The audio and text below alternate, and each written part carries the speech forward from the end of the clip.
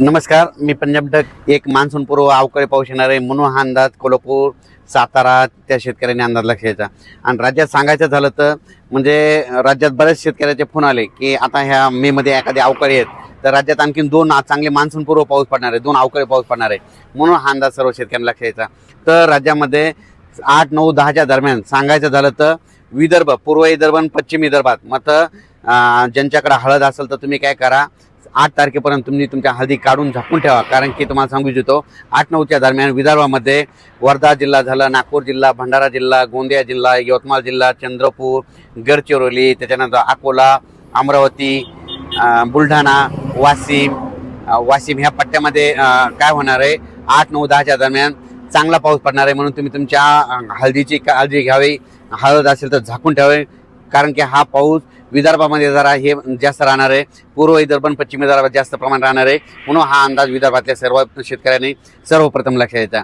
त्याच्यानंतर आपण मराठवाड्याकडे बघू. नांदेड जिल्हा झालं, हिंगोली जिल्हा झालं, लातूर जिल्हा झालं, बीड जिल्हा झालं, धाराशिव जिल्हा झालं, त्याच्यानंतर जालना जिल्हा झालं, त्याच्यानंतर इकडे सोलापूर, त्याच्यानंतर कोल्हापूर ह्या पट्ट्यात देखील काय होणार आहे 8-9च्या दरम्यान तुरळक भागात म्हणजे कर्नाटक बाजूच्या समजा सीमालगतचे जे जिल्हे आहेत त्या परिसरामध्ये चांगल्या प्रकारचा मान्सून पूर्व एक पाऊस अवकाळी येणार आहे म्हणून ह्या 8-9च्या दरम्यानचा अंदाज लक्षात येतो.